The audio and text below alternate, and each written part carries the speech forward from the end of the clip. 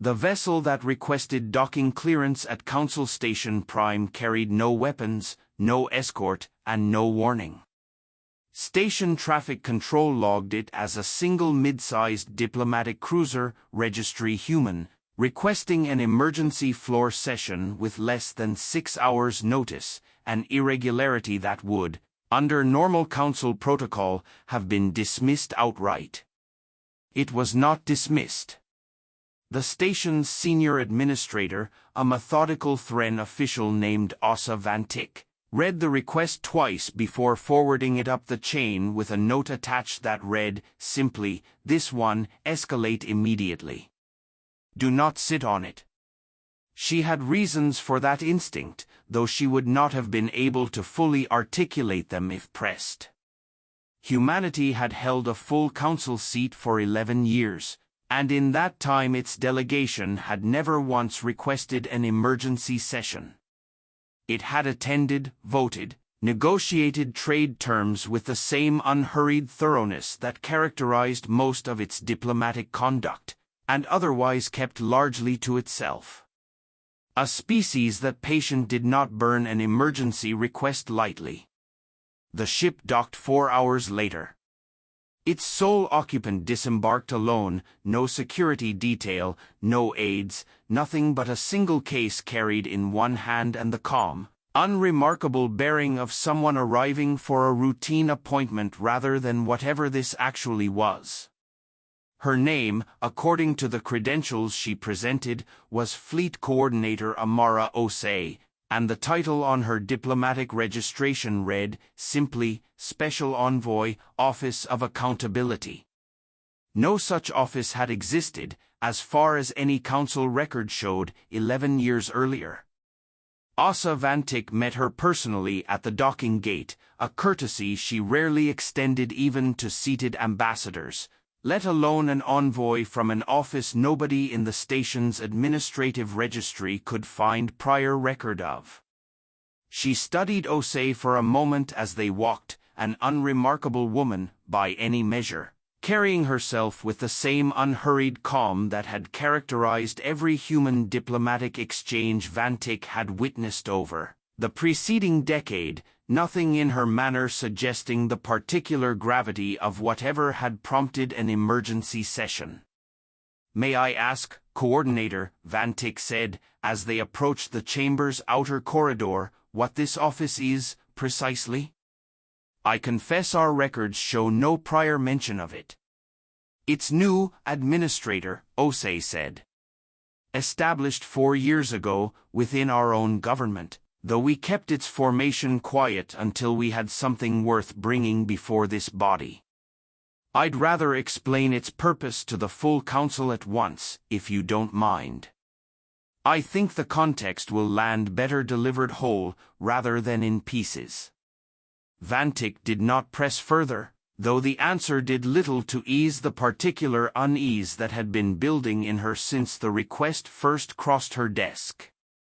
The council chamber convened within the hour, assembling with the particular reluctant speed reserved for sessions nobody wanted but nobody dared delay.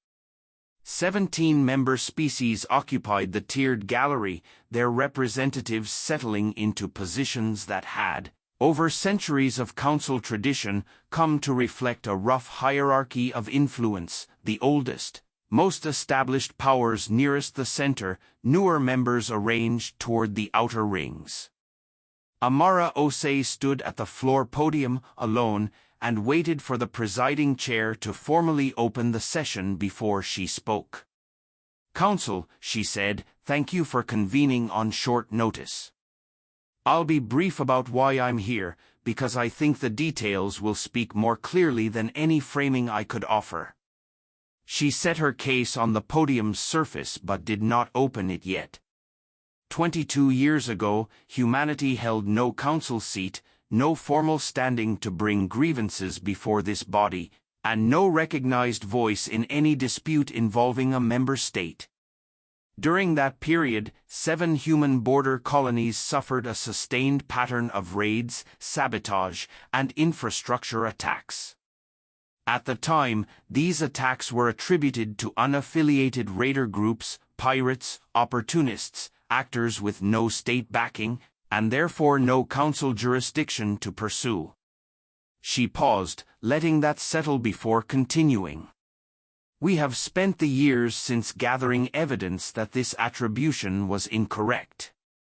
A low murmur moved through the gallery. Oay waited for it to quiet before continuing. I am not here today to make an accusation without proof, Council, because I understand this body's evidentiary standards, and I have no interest in wasting this chamber's time with speculation.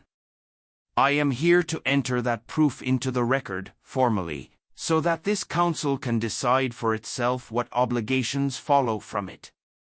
She opened the case. What followed took considerably longer than the council's presiding chair had allotted for the session, and nobody moved to interrupt it.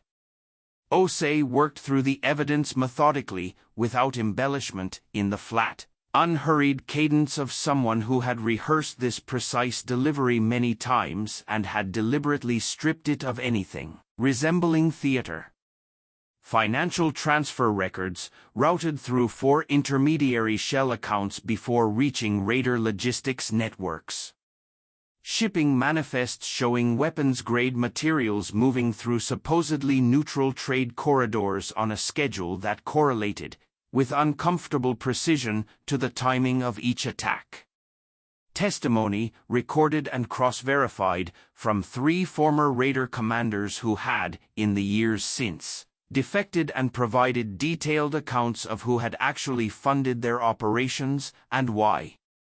The funding, Oay said, originated, in every documented instance, from accounts ultimately traceable to the Thrralen Combine's off-books Colonial Development Fund. The chamber went very still. The Thrralen delegation occupied one of the innermost tiers, an old, wealthy, deeply established council power, present at the body's founding, holding influence that few member species dared openly challenge. Their senior representative, a broad, silver-scaled official named Carvo Dressen, rose slowly from his seat, his expression carefully composed despite the sudden, sharp attention of every other delegation in the chamber. This is a serious accusation, Envoy, Dressen said, made against a founding member of this council, based on evidence I have not had opportunity to review, presented without prior notice, in a session called with less than a day's warning. I would ask this council to consider the propriety of proceeding under such conditions. You're welcome to review every document in full, Delegate, Oay said. Copies have already been transmitted to every seat in this chamber, time-stamped at the moment I began speaking. I'm not asking this council to convict anyone today. I'm asking this council to acknowledge that a pattern exists, and that a member state funded attacks against a species that had no standing, at the time, to bring the matter before this body at all. I'd ask you, Delegate, whether that omission was an oversight, or whether it was a calculated choice, made specifically because we had no seat and no recourse. Dressen did not answer immediately, and his silence, in a chamber built on centuries of careful diplomatic performance, said considerably more than any response could have. Beside him, a junior member of the Thrralen delegation, a younger official who had clearly not been briefed on any of this beforehand, shifted visibly in her seat, her composed diplomatic mask slipping just enough for several nearby delegations to notice.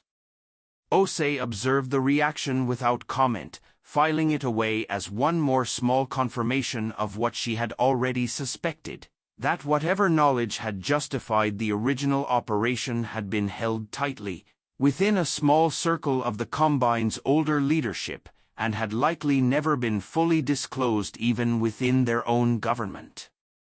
The presiding chair, a weathered Vondari official who had overseen council sessions for the better part of 3 decades, allowed the silence to stretch a moment longer before speaking. Delegate Dressen, this council will require a response, formal or preliminary, before this session concludes. I would remind all present delegations that the evidentiary standards this body has upheld for centuries do not bend for founding members any more than they bend for the newest seat in this chamber.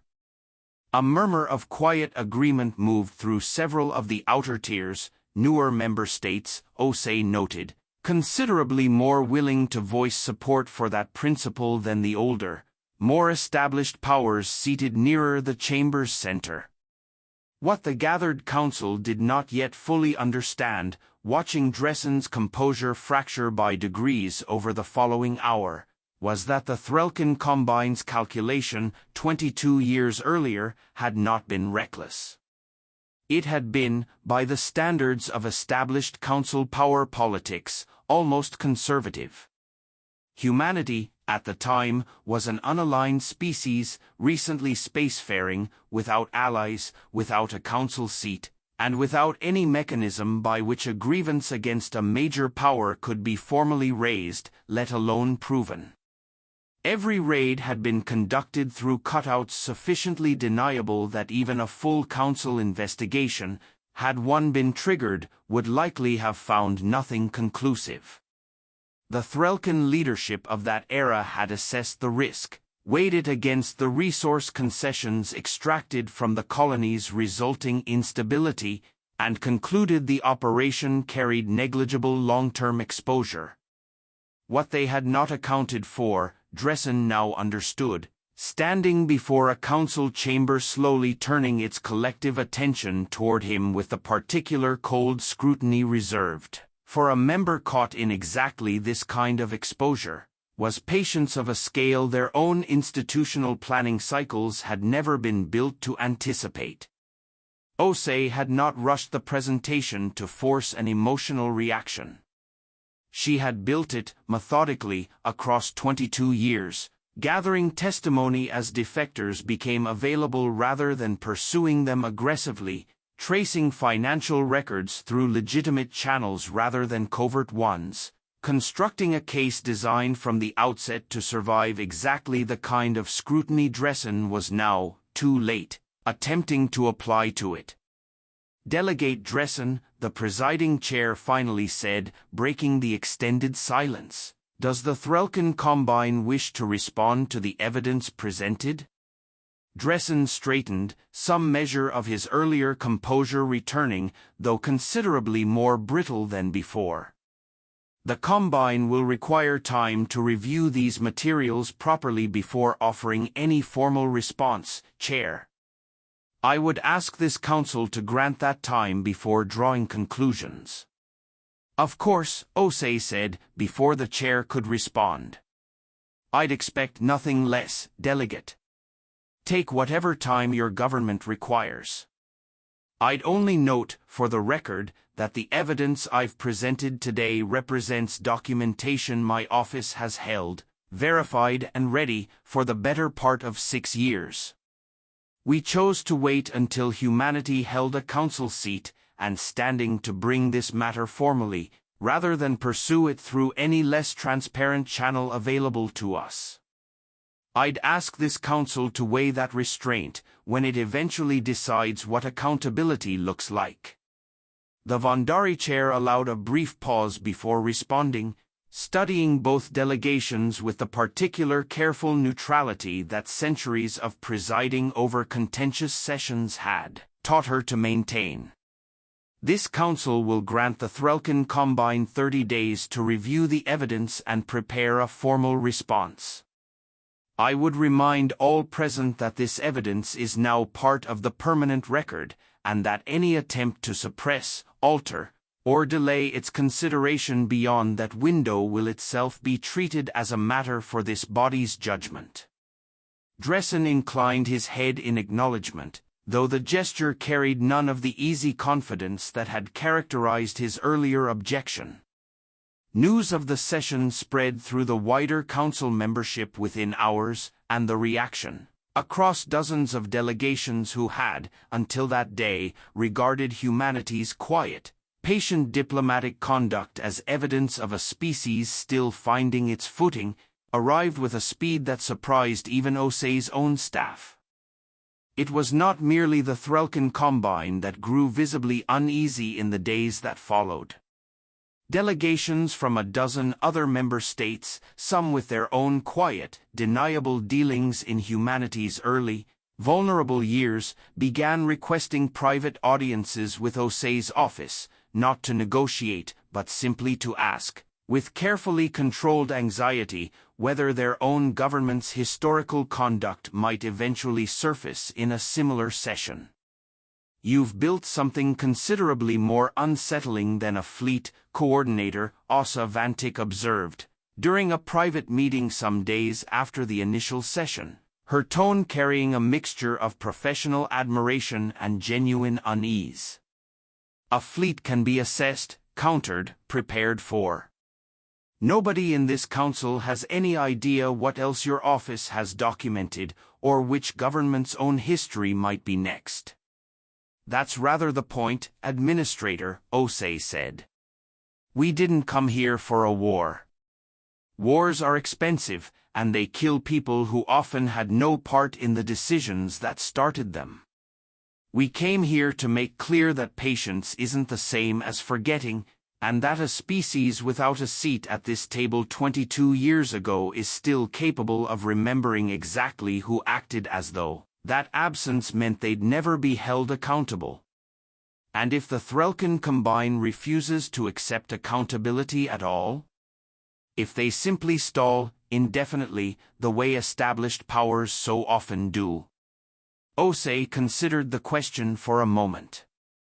"Then this council will have to decide, publicly and on the record, whether it's willing to protect a founding member from consequences it would demand of anyone else. I don't think that's a position many of these delegations want to be seen holding, Administrator. Not now that the evidence is public, and not now that everyone in that chamber understands we're prepared to wait exactly as long as it takes." Vantik was quiet for a moment, turning something over before she spoke again. "May I ask you something more personal, Coordinator, outside any official capacity? 6 years, you said. Your office held this evidence complete and ready for 6 years, waiting for the right moment to present it. That is a considerable span of patience, for a species I confess I had assumed, before today, was simply cautious by temperament rather than deliberately strategic." "Both, I think," Oay said. "We are cautious, Administrator, genuinely. But caution and strategy aren't opposites, in my experience. We waited because acting sooner, without a seat, without standing, would have meant either being ignored entirely or being dismissed as an unaligned species making unprovable accusations against a founding member. We needed the seat first. Everything after that was simply a matter of choosing the right moment to use it. And if you had never been granted a seat at all? If this council had continued denying humanity formal standing indefinitely?" Oay's expression did not change, though something in her tone carried a weight that made Vantik understand, more clearly than any earlier exchange, exactly how much restraint the preceding years had actually required. "Then I suspect, Administrator, we would eventually have found another way to make sure this evidence reached the people who needed to see it. I'm glad it didn't come to that. I'd much rather this story be about patience rewarded than patience abandoned." 3 months later, under mounting pressure from a council membership increasingly unwilling to be seen shielding a founding member from documented wrongdoing, the Thrralen Combine issued a formal acknowledgement of its role in funding the colonial raids, along with an agreement to a compensation framework negotiated directly with Oay's office. The terms were not punitive in the way a military victory might have extracted them. There was no territorial concession, no crippling reparation designed to humble a defeated power.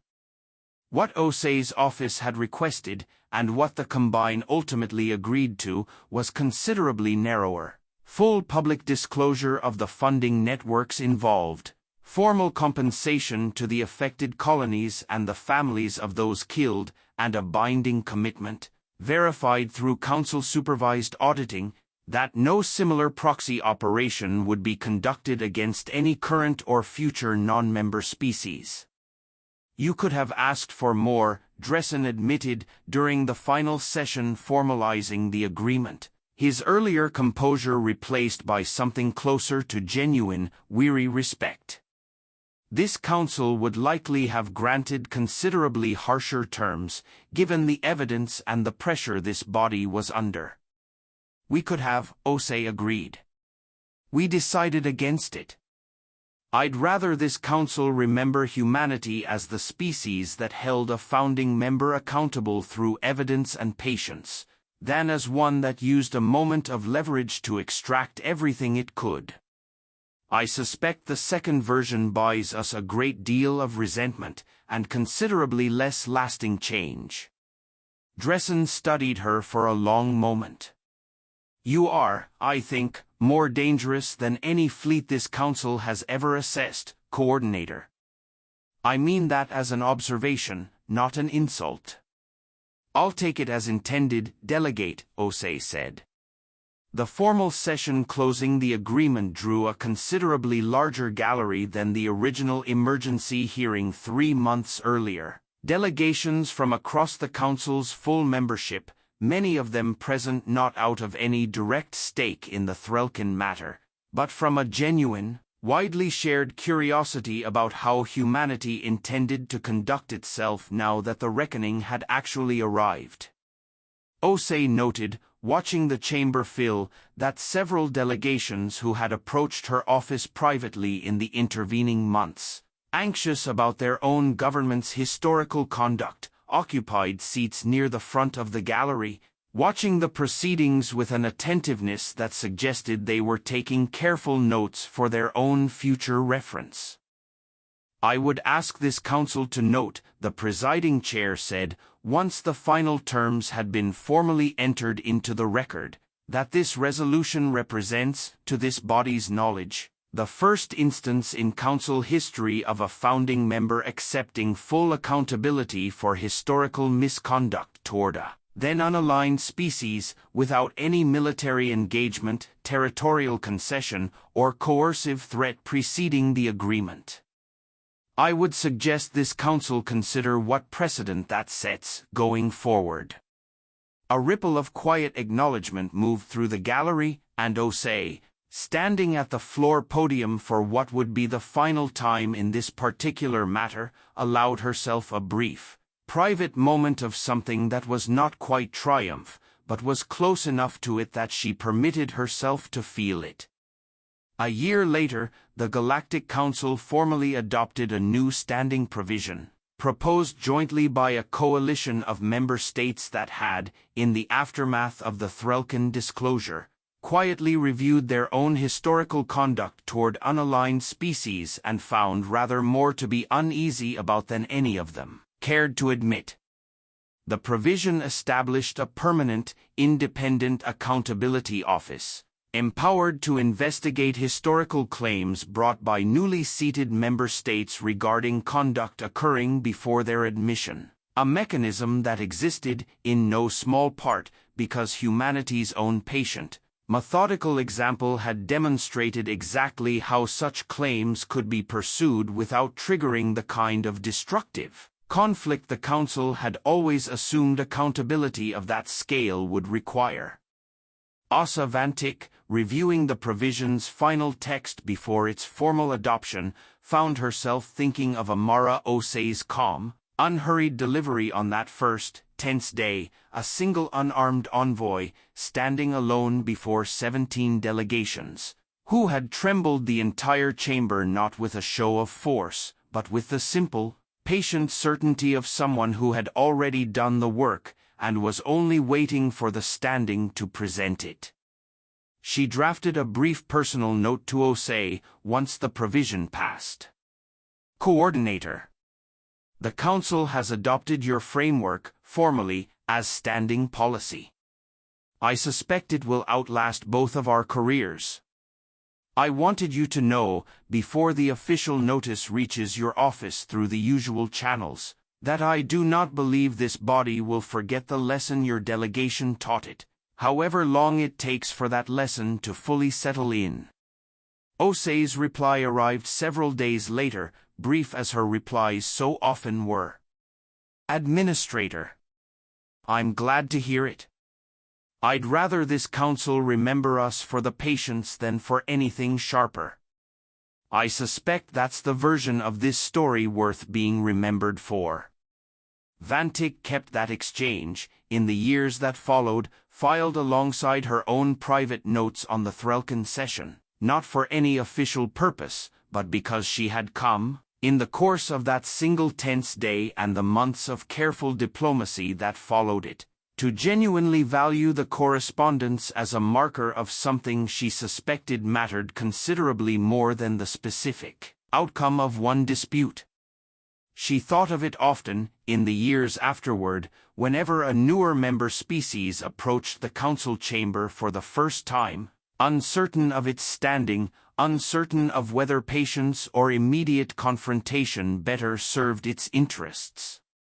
She found herself, on more than one such occasion, quietly recommending they speak with the Office of Accountability before deciding, not because she believed every grievance deserved 6 years of careful documentation before action, but because she had watched, firsthand, what such patience could accomplish when the moment to use it finally arrived. The Thrralen Combine, for its part, never fully recovered its former standing among the Council's oldest and most influential delegations, though it endured, chastened and considerably more cautious in its subsequent conduct, exactly as Oay's office had intended. Carvo Dressen retired from active diplomatic service some years later, and in his final formal address to the Council, made a point of citing the sole accountability framework, as it had come to be known, as the single most consequential precedent he had witnessed in 4 decades of service. I did not expect, he told the assembled chamber, in that final address, that the species least equipped to threaten this council by force would prove the one most capable of changing how it conducted itself. I would ask whoever succeeds me in representing my government to remember that lesson considerably more readily than I managed to learn it myself. The END.